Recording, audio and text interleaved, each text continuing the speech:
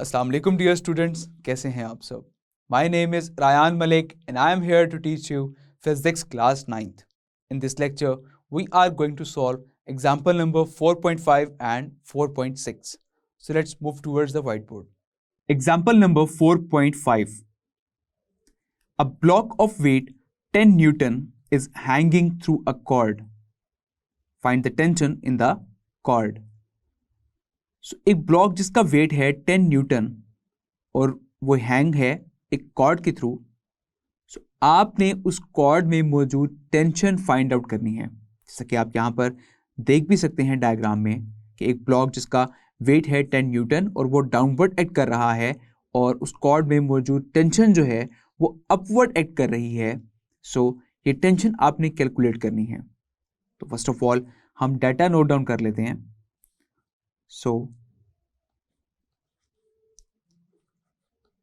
The data is, जिसमें आपको सिर्फ वेट गिवन है which is equals to 10 Newton and you have to find tension T which is equals to question mark. So this is the quantity which we have to find. Now we know that according to first condition of equilibrium,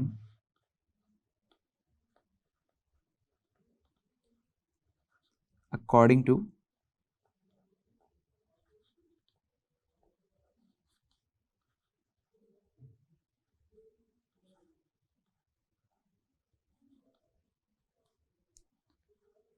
first condition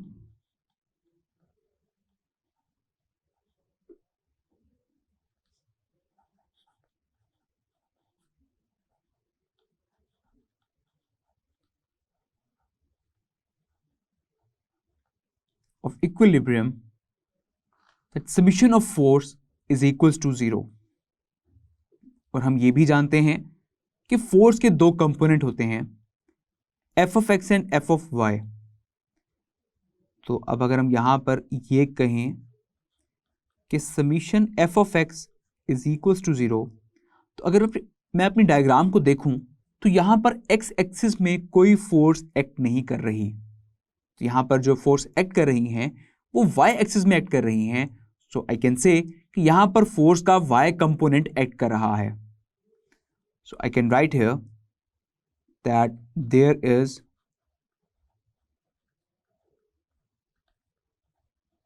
no force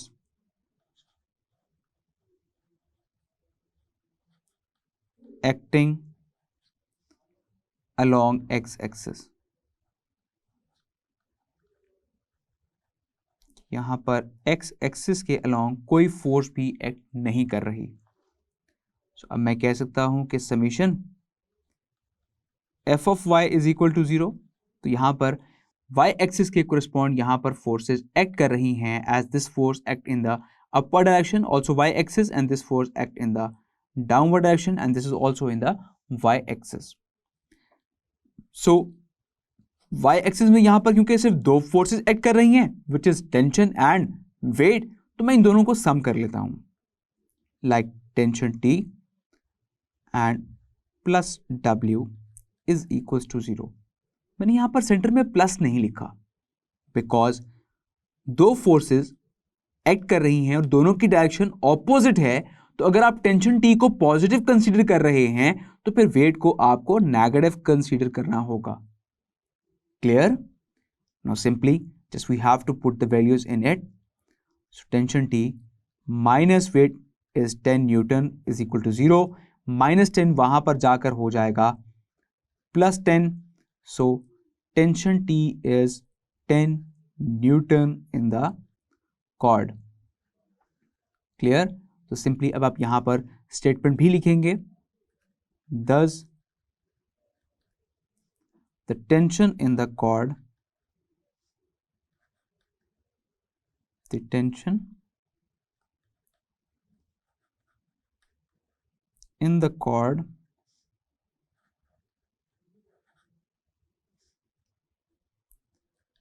is 10 Newton. Clear? Example number 4.6. A uniform rod of length 1.5 meter is placed over a wedge at 0.5 meter from its one end. A force of 100 Newton is applied at one of its ends near the wedge to keep it horizontal. Find the weight of the rod and the reaction of the wedge. So, एक uniform rod है जिसकी length है 1.5 metre और उसको आपने place कर दिया एक वेज पर. अब एक एंड से उसका जो डिस्टेंस बन रहा है वो है 0.5 metre. Force of 100 newton is applied at one of its end. तो फोर्स जो है 100 न्यूटन की अप्लाई की जा रही है इसके एक एंड पे नियर द वेज, जो कि वेज के करीब है ताकि इसको हम हॉरिजॉन्टली प्लेस कर सकें. सो आपने उस रॉड का वेट फाइंड करना है and also the reaction of the ways. तो अब यहां पर अगर हम फाइंड करें तो उस रॉड का अपना भी तो एक वेट होगा, दैट इज W, जो कि सेंटर से एक्ट कर रहा होगा.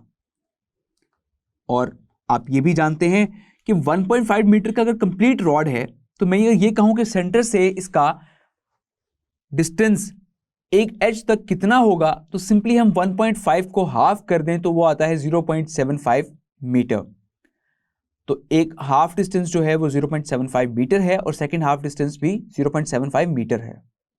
लेकिन क्योंकि उसने हमें बता दिया है कि वेज को उसने प्लेस किया एक एंड से 0.5 मीटर के फासले पर, और फिर रॉड का सेंटर जो पॉइंट था W, हमने उसका डिस्टेंस फाइंड कर लिया उस वेज से विच इज 0.25 मीटर. अब वो डिस्टेंस भी आपको डायग्राम में गिवन है और वो डिस्टेंस आप फाइंड भी कर सकते हैं easily, simply as the data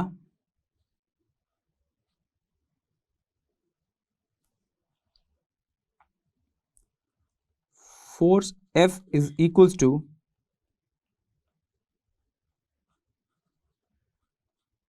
100 Newton and distance O to A, which is equals to 0.5 meter. And we know that AG is equals to BG, which is equals to 0.75 metre. So half distance जो है वो दोनों के equal हो जाएंगे. अब यहां पर हम OG भी कैलकुलेट कर सकते हैं. सिंपली अगर हम AG में से OA सब्ट्रैक्ट कर दें, AG माइनस AO, सो AG है 0.75 माइनस AO है 0.5 मीटर. सिंपली इसको हम सब्ट्रैक्ट करेंगे तो हमारे पास आंसर आ जाएगा 0.25 metre, which is OG distance. Now we have to find weight W, which is equals to question mark, and the reaction of the wedge R, which is also equals to question mark. So these are the two quantities which we have to find. So now write solution.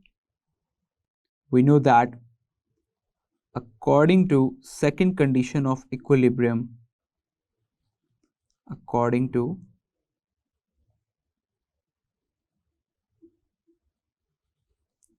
second condition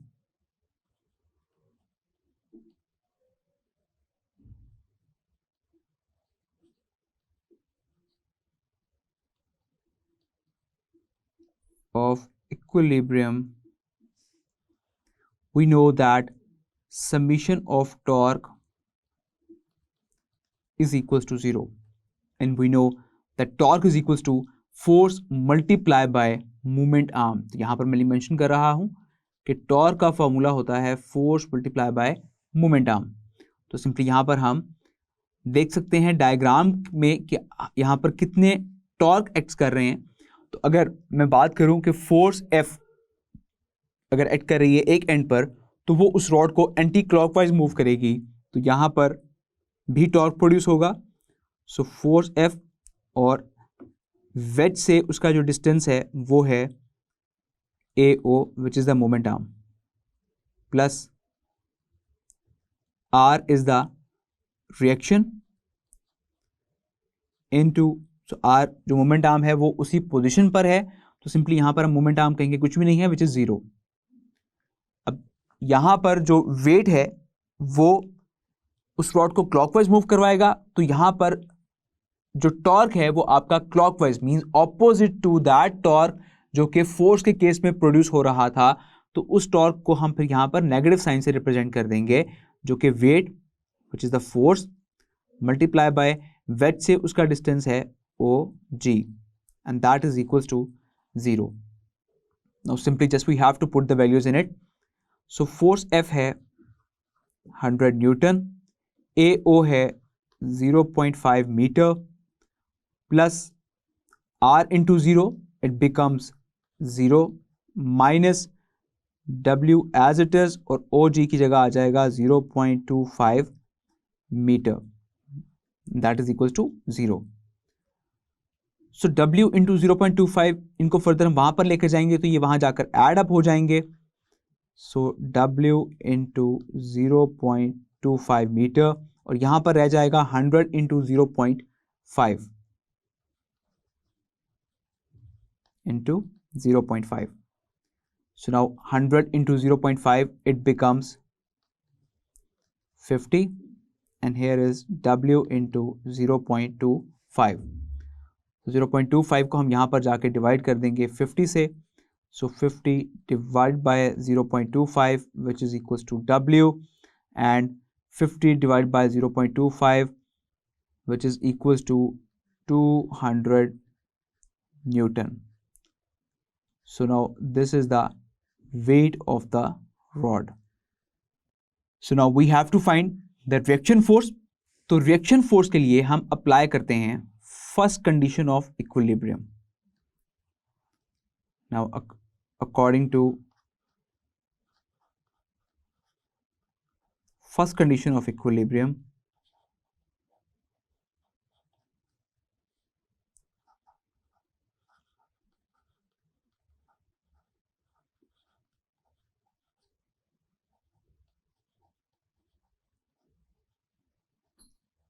according to first condition of equilibrium, which is the summation f of y is equals to 0, because यहाँ पर जो forces हैं या wait जो हैं वो सब के सब y एक्सिस में एक्ट कर रहे हैं, so that's why मैंने यहाँ पर f of y लिखा। अगर x एक्सिस में रिप्रेजेंट कर रहे होते तो फिर हम f of x कंपोनेंट भी इसका फाइंड आउट करते। तो यहाँ पर जो फोर्सेस एक्ट कर रही हैं उसमें सिर्फ उसका जो रिएक्शन है वो अपवर्ड है, और वेट और फोर्स दोनों डाउनवर्ड एक्ट कर रहे हैं। तो अगर लेट्स सपोज कि मैं रिएक्शन को पॉजिटिव ले रहा हूं तो फिर मुझे फोर्स को भी नेगेटिव लेना होगा और वेट को भी नेगेटिव लेना होगा, and that is equals to 0। Now simply just we have to put the values in it. So R minus force की वैल्यू है 100 न्यूटन, माइनस वेट हमने फाइंड किया which is 200 newton, and that is equals to 0। So R minus 100 minus 200, it becomes minus 300, and that is equals to 0. So minus 300 वहां पर जाकर हो जाएगा plus 300 Newton. So now this is the reaction of the wedge. Clear? Simply we have to write the statement at the end. Thus weight of the rod, weight of the rod is 200 Newton, and reaction of the wedge